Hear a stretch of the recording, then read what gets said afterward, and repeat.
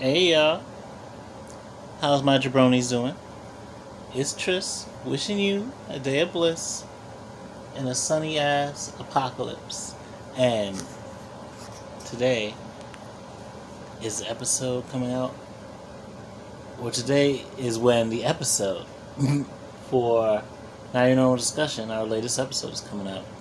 And on it we discuss Tyrese and his ex-girlfriend, Zelie Timothy, and their breakup. And I saw a video, I saw like 1-2 videos that I wanted to react to with y'all. Cause I don't know, y'all. I just found them very interesting in context of the recent breakup. First one I saw was like a short where this woman, Chantel Simone, I know, the lighting, I know it's not great. I don't know her content too much. I just saw literally just one video from her. But it seems from her content like what real women do. Real women aren't baby mamas. Real women are submissive. Those are crazy titles. Women are waking up lonely and sad. The arrogance of modern women. These bitter old women. Listen, I don't even know her content like that. It's not for me to call someone a pickme. She could be great. She could have really insightful takes. It just seems with titles like The Tricks and Lies of Feminism that you have a very specific demographic you're trying to appeal to, and a certain subscriber base of men and women that you really want to really buy into your very traditionalist, trad wife, black takes. But I'm gonna see if I can find the video that she did in relation. Yeah, Tyrese's girlfriend is too young to settle down, that I saw. Let's listen to this take, let's react to it, and then there was one other video I saw that I wanted to react to with y'all. This is an excuse people will often use when they're trying to justify encouraging young ladies to enjoy their 20s. She said an excuse that people use to justify encouraging young ladies, I guess, not to settle down. It says, ask most people if they are the same person at 24 and 30. Not everyone overvalues marriage and kids. I bet there is more to life than just two things. And let's start questioning this dating advice we got. Teach our young ladies how to vet so they don't pick the wrong men. I mean, sure, but what are we vetting based on? Like, are we vetting based on, like, biblical standards of what makes a moral man? Are we betting on, like, capitalistic standards of what makes, like, a financially stable man?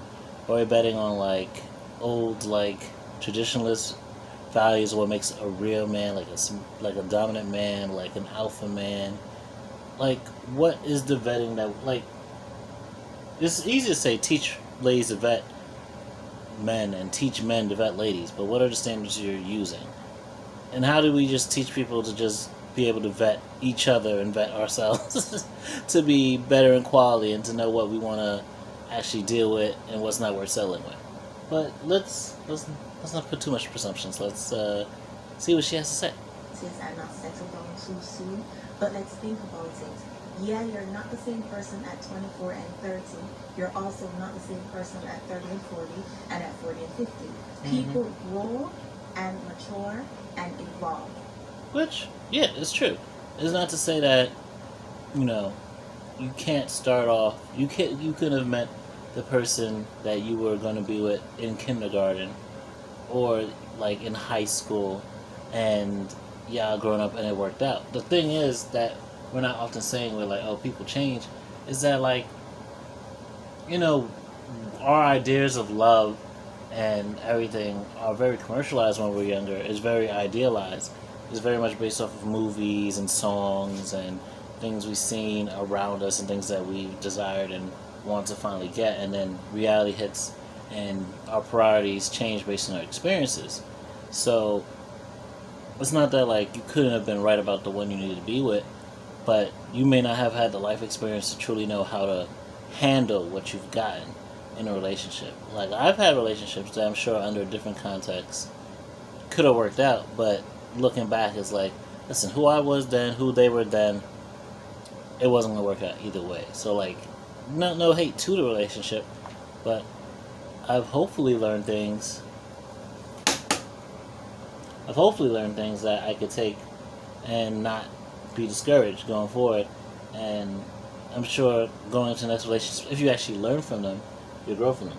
So I get what she's saying, or what she's setting up to say, of like, oh, like, he could have known what he wants, and she could know what she wants at that point in time and age, and not be like, oh, disregard it just because you're young. So it's just a matter of, like, because you haven't had certain life experiences, you know, who are you going to turn to learn? Are you going to just rely on the same old standards and like, instruction manual that you've grown up with? Are you going to, like, adapt as you go through life? And as you adapt, what are you going to do if you find out the person you're with really isn't that compatible to you, despite all the promises and everything you made? That's another thing to think about. Right? So why not grow, mature, and evolve with the person you want to spend the rest of your life with? Why not grow, mature, and evolve with the person who's going to be the father of your kids? Let's start questioning these advice that we got. Who best to mature with than your husband? Instead, you risk being out here in the streets, collecting these emotional scars, these emotional baggages, and you're post-30 on social media, bitter as hell over a TikTok. Like, y'all look in the mirror and pay attention to how black women were set up. So, my biggest thing with that is more so like, when do we tell black men this advice? When do we say, hey, why don't you settle down with the woman that you had kids with, instead of collecting emotional scars, giving out emotional scars, racking up kids with other women? Why don't you settle down with the first woman that you had kids with and make that work? Which, already, that's what we didn't have divorce for back in the past. So, like, I get the spirit of it, I just don't get with the reality of it, because in reality, yeah, sometimes we choose wrong, or sometimes what worked at one point in our lives, we realize isn't working anymore, and we're still so stuck in our ways, we aren't willing to get the therapy, make the changes, get invested in our partners, and, like, learn to, like, change. I won't even say for each other, but learn to, like, change our, like, unproductive ways of communicating, and unproductive ways of, or selfish ways, or self-centered ways of loving each other. Like, we always say, like, oh, my love language is this, my love language is that. And, like, all the love languages are valid, and the ones that you value the most, yeah, great. Like, the ones that come natural, but there's the love language that your partner has and that you have, and then there's now learning how to cater to your partner, and not just saying, bitch, my love language is this, get with it or get lost. Like, but let's see, there's one other video. There was another one I really wanted to react to with y'all. I haven't been able to find it all day. It was this longer thing of Tyrese kind of just going on this, like, long rant. Like, this long philosophical rant that I was like, and I probably do this shit too, but it's like, the ways we don't realize that the things we're philosophizing, see me and my words, philosophizing about with others, and we sound so smart to ourselves about, kind of needs to be applied to ourselves. And this is a shorter video, but it works for this with Tyrese. Did I press space? Let me just press it again just in case. Tyrese. This video. Let's get into it. Every time a relationship ends, it's not a... God damn. That volume. Bitch. Fucking smack me in the face with that volume. I hope if y'all listen with headphones, I didn't just murder your eardrums. But yes, let's back it up and let's hear from the beginning. Every time a relationship ends, it's not always the man. There's plenty of women out here doing shit that they're ashamed of. I had nothing to... I'm back up a little bit so that we focus on that first sentence. It's not always the man. And maybe there are times when we should stop being so like, oh, what did he do? What did she do? And just like, what wasn't working? The thing is like, what wasn't working? And like, because a lot of times people will be in relationships until it's finally like, they did this and it was the final straw. And so that's why we say, oh, what did the man do? Because especially a celebrity, how much cheating is going on? How much like flirting? How much Instagram liking? How much, you know, invalidating, not listening, just being like, I put you up here, I got you verified, bitch. What do you want? What more do you want from me? All that. But yeah, it isn't always necessarily men. It's always a two-party thing. It's just a matter of, like, again, that butting of heads, that like not listening to each other, that like, and oftentimes the reason why it comes down to the man is because the man, when he's not feeling listened to, he will go out and be the one who's more willing to cheat.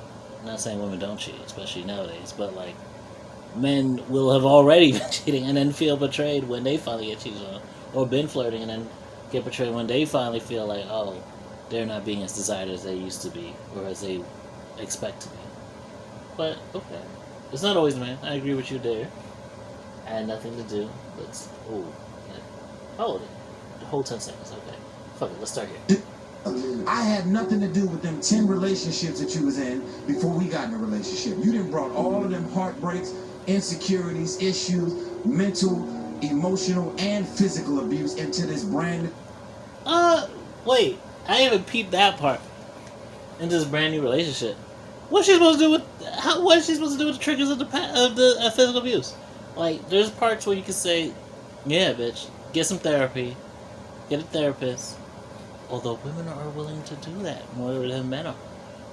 Like, some women will go through a very toxic phase of just, you know, using, whether it's weed, drinks, relationships, work, or whatever, to get their minds off things and actually deal with their issues.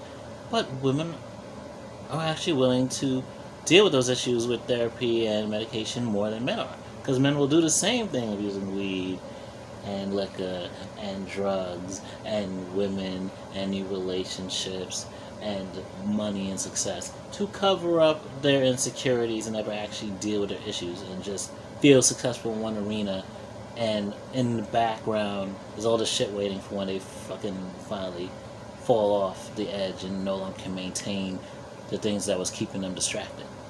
But physical abuse, what is she supposed to do with the physical abuse? The sexual abuse? That what? Just put that past so that, like, she's got to deal with that. I have two minds of this. One hand is the fucking, like, you are getting a relationship with a person, you're getting in a relationship with all of them. You can't just tell someone to put away their shit. You can tell someone, hey, you're not really ready to get in a relationship with them until they start dealing with this emotional baggage and damage with a therapist, with a trained professional, because it keeps coming up and you keep seeing how it's like impacting our relationship. That's a legit thing. But you also still, like, even with therapy, people still gonna have triggers and everything like that, and you still gotta be sensitive to that. And if you're ignoring that shit, then yeah, the relationship is gonna not work. And you're adding to the trauma by just being like, yo, fuck your trauma. And then two, Tyrese, with his two previous fucking marriage, marriages that broke off in under like 2 years for the first one, and under like, what, 3.5 years for the second one, with his light skinned mommies and everything like that. I already told you I can't talk. I be slurring words and shit like that. But him with his light skinned mommy divorces, and he just recently divorced the last one in 2021. I believe she was the one he was fighting with for all this custody that he's crying on fucking Instagram and talking about Will and Jay is gonna lend him, or not even lend him, give him $5 million. $5 million. How much are you gonna pay in fucking child support or alimony that another couple you think is gonna give you $5 million to be able to like live after that? After you're in fucking Transformers and Fast and Furious, make it make sense. But let me remove this so I can see his face better. But yeah, you're the last one. Like, that's the thing. It sounds smart to say that about the women you're with, but you, like, I saw another video that I'm not gonna play because we don't have time for all that, where it talked about he's dated Brandy, he's dated Sanaa Lathan, he's dated a bunch of other women in the industry, And all these relationships keep not working. And look, your relationship's not gonna work. Cool. But he's the one over here talking about women will go from all these relationships and all of it not working because they keep bringing all this stuff in, and not applying that to himself. Like, you're calling this woman a sexual manipulator and having devilish allure, like you weren't trying to entrap her with all your wealth and fame and constant love bombing on Instagram with the millions of videos you seem to be taking of her constantly. It's quite unsettling. Couples who are, it's one thing to record your day with each other to be romantic. It's another thing to seem like you're documenting every second with your partner as if it's to like stunt on your exes, or as if it's to like let this bitch know, like that's your way of showing her that you love her. So just just doing that. We don't need to see you shaving her cooch online if you're not gonna start OnlyFans. We don't need to see certain things. Like, I got real uncomfortable knowing too much about the relationship just from watching a few videos. But let's finish this up. But this is the biggest thing. A lot of us will have a lot of love advice to say and never stop and say, you know what? I kind of do some of that same dumb shit too that I'm talking about. Maybe I should start looking within, and maybe it'll help me with my situation. But let's look. Relationship. Now I'm on the receiving end of all of this that them 10 dudes and did to you. So you should be ashamed of yourself. Don't put it on me.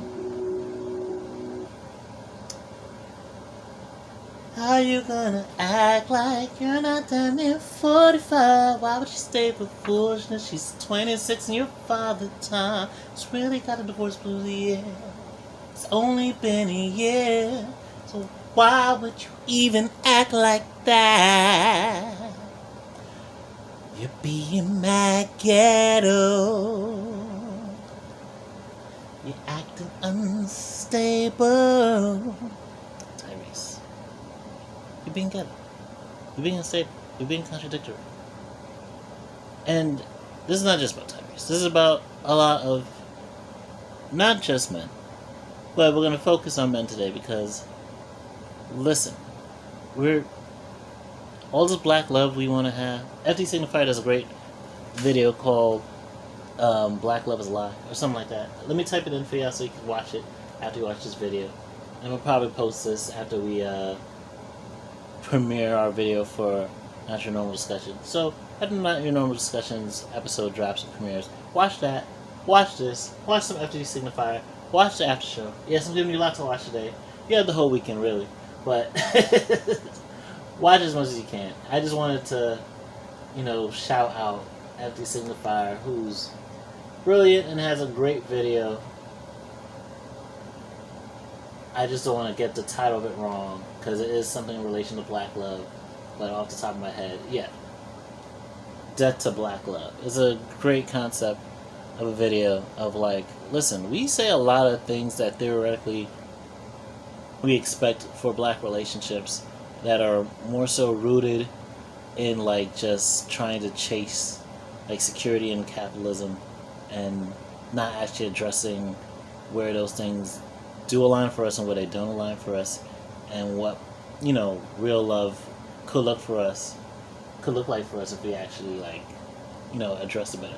So these two videos, when you get a chance this weekend, FD Signifier, Death to Black Love, Black Men in Love. I'm putting them in the description too. But yeah, I just had to react to those videos because I could not. We have so much advice for black women with relationships and so much to say about. And this is not me here simping for black women. My roommate would tell you that as much as I consider myself an ally to feminists, I'm not like the role model feminist in the world or anything like that. I just look at what's fair is fair and like what is actually systemically fucking us up and actually like helping and what is actually detrimental. And that's what this channel, formerly A Tryst of Fate and now Holy Baloney Jabronis, is all about. So enjoy the weekend. I got some food to pick up from a catering service I can't talk about. They want me to be on some NDA shit, so that's all I'll say about that. Might actually go to a party later. We gotta see in the mix of Bible study. The channel the next episode for Now You Know Discussion premiering, and also the after show where I can fit all these things in. It's gonna be a busy afternoon, but much peace and love and kindness in this apocalypse. Peace.